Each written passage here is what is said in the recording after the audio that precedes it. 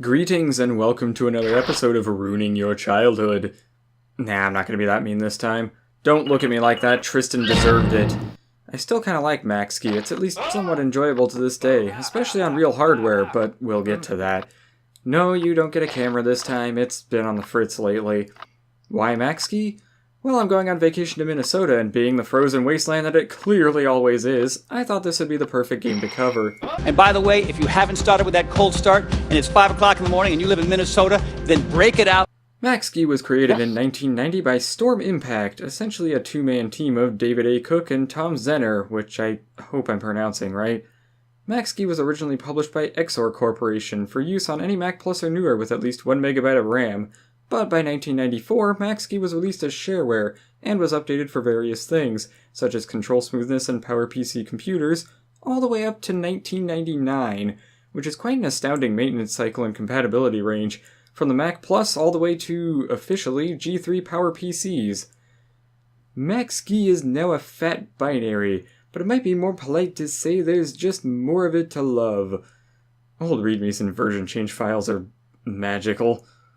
There's some stories about Storm Impact I should save for another day, but there are some features of their games that are interesting that could possibly never end up being seen. For example, each of their games runs a code and virus check on startup, which meant several stories of people figuring out their computer problems from a game of all things, along with a proprietary compression algorithm, meaning you can't just open this up and reset it and muck around with it, and even if you tried, the game would notice. That is to say, David and Tom were, and possibly still are, some skilled programmers. The latest version available from Storm Impact's website, 1.7.2, will still work with basically any classic Mac from the Mac Plus onwards. If you're playing on actual hardware, that's great, this makes things very simple. If you want to emulate this, well, then it gets tricky. As I brought up with several other games, no Mac emulator really supports mouse centering properly. You still have to get a custom sheepshaver build that supports manual centering, which I'll link to in the description. Then you have to fiddle with mouse sensitivity and make sure to turn off mouse acceleration or enhanced pointer precision on your mouse, or it'll be even more wonky. Emulation of this is not going to be perfect, warning you now. Which does lead me to my main issue with this game, the control. The game looks great and sounds pretty good, with various sound effects and voices, and I'd be willing to bet this is why the game is remembered as fondly as it is. Sound is a bigger part of things than people might think. This is probably why Gran Turismo tends to cement itself in people's heads. There's a charm to MacSki, and it's clear there was a fair amount of effort here. The animals hop or waddle across the screen, snowmen burst when you smack into them, wood and rocks crunch, the snow sprays with a whoosh as you make sharp turns. It all makes for a very nice experience. Just don't call the Ski Bunny's voice nasally like the Macworld review did, or David Cook's mom will be upset. Honestly, the control isn't horrendous or anything, especially on real hardware. The control is actually relatively smooth and got better as time went on. The problem is just something that's unfortunately a bit of an indication of its age. They're 2D sprites, there's only so many frames of turning animation and consequently directions the skier can go. So you run into what I call a quantization issue. Let me put it this way. You ever notice even with modern games, there's sometimes only so many ways to do things? Let's use the Pinball Arcade as an example. A couple of shots seem outright impossible from places they should be able to be easily hit from, and some shots you can easily catch in a loop without really meaning to. There's only so many frames, and this can lead to some issues in a game demanding accuracy, especially in something fast-paced or physics-based, or worst-case scenario, both, like in, say, a pinball game. In this case, the game is fast, or at least can get that way, and some of the objectives demand a frankly unrealistic level of accuracy. That's my spiel on most of the issue with this game, though, so now that that's out of the way, we can get into what's in this game, most of which I actually like. There's actually 3 different aspects to customizing how you play the game. There's the course, what skis you're wearing, and the weather. The courses will tell you at a glance what to expect when you load them up, what type of objective that course revolves around, the course conditions, and the slope. Course difficulty tends to indicate the amount of obstacles, and the slope how quickly you speed up and how hard it is to slow down. The objectives will completely alter what you'll be doing on the course. Timer scoring just means you'll be skiing down the course as fast as possible. The only thing to worry about is finding the fastest route through. Other objectives will require a little more thought than that.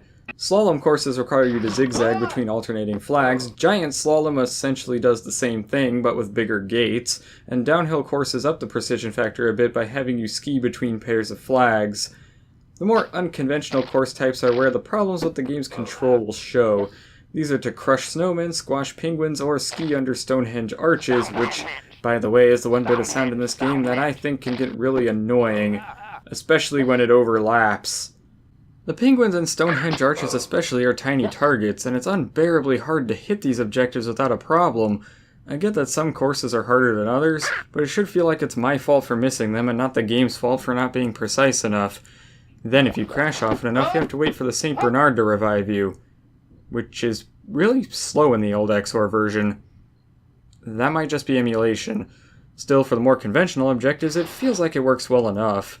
It's possible I just suck, but I like to think I can tell the difference between a game problem and a me problem. In all honesty, it's probably a mixture of both. The game does offer some control over how fast you go and how well you turn with the different types of skis. You get 3 different types of skis in 3 different lengths. Stiffer skis have better speed and acceleration, but don't turn as quickly, while longer skis have better top speed, but trade off both acceleration and turning to do so. This sounds simple enough, but the reality is that the soft compact skis basically have 2 directions, forwards and sideways, and several of the slower skis have this problem to a lesser extent. The longer firm skis and the stiff skis generally turn as they should, but just take more effort the longer and harder they are, and I'm just gonna stop there. You can also adjust the weather conditions to give yourself a bit of a challenge if you really feel like the game just isn't hard enough yet. Snow seems to affect the handling, getting less responsive the farther down you go. I think.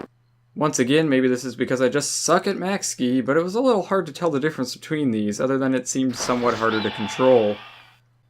The lighting and snowfall are simple enough, the time of day is a static visibility modifier, and the snowfall is a moving ocular detriment. The wind is just ridiculous. The wind has the ability to push you around, strength determining how much. However, the direction it can push you is completely random, and it doesn't just influence your turning, oh no, it straight up pushes you around. The wind can end up blowing right into your face, making it almost impossible to move. It can shove you clear to the edge of the screen, or it can make you shoot down the slope at uncontrollable speeds. Basically, if you want to play fair, or for a lot of objectives, play without every time penalty known to man, don't play with the wind on. So that's MacSki. Is it perfect? No, not at all, and I'm aware my recorded footage is an emulation, where I have to really kludge and hack to get it working fine, but it's still a little bit wonky even on actual hardware.